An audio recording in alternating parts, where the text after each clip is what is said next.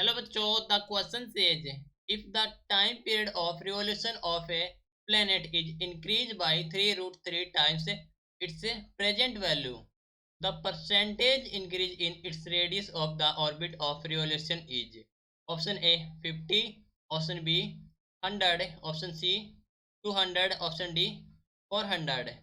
सब क्वेश्चन में बोला गया है कि if the time period of revolution of a planet is increase किया जाता है 3√3 times of its present value, तब हमें बताना है कि percentage change in its radius of the orbit of revolution.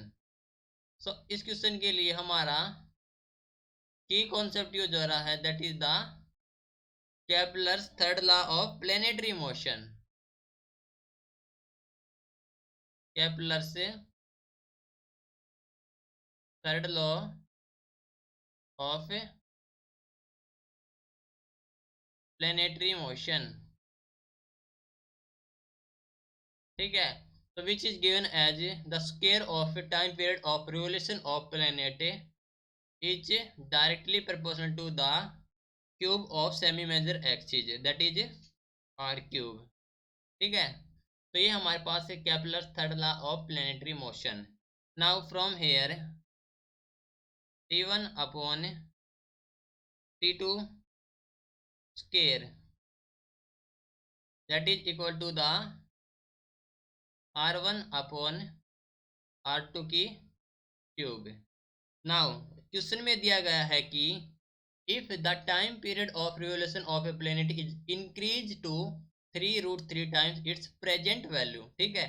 जो प्रेजेंट वैल्यू है उससे इंक्रीज हो गया हमारे पास से 3√3 टाइम्स है, ठीक है। तो T1 हमारे पास मान लीजिए प्रेजेंट वैल्यू है, तो T2 हो जाएगा हमारे पास से 3√3 times of its present value, that is the T1। तो ये हो गया हमारे पास से T2 is equal to 3√3 T1, ठीक है। तो ये हमारे पास है given in question, okay. Now यहाँ से T2 का स्क्वायर कैलकुलेट करेंगे, T2 का square that is equal to the 27 T1 का स्क्वायर, तो 27 T1 square, it is clear. Now हमारे पास है T1 अपॉन T2 का स्क्वायर, तो फ्रॉम हेयर यहाँ से हम कैलकुलेट करेंगे T2 अपॉन T1 का स्क्वायर कैलकुलेट करेंगे, तो T2 अपॉन T1 का स्क्वायर हो जाए हमारे पास है 27। Now from the Kepler third law of planetary motion, तो यहाँ से T2 अपॉन T1 का स्क्वायर हो जाएगा equal to the R2 upon R1 की क्यूब। तो विच इज गिवन एज जो T2 अपॉन T1 का स्क्वायर हमारे पास 27, so from here R2 upon R1 का cube which is equal to the 27 and R2 upon R1 हो जाएगा R2 upon R1 is equal to the 3 and R2 is equal to 3R1, ठीक है।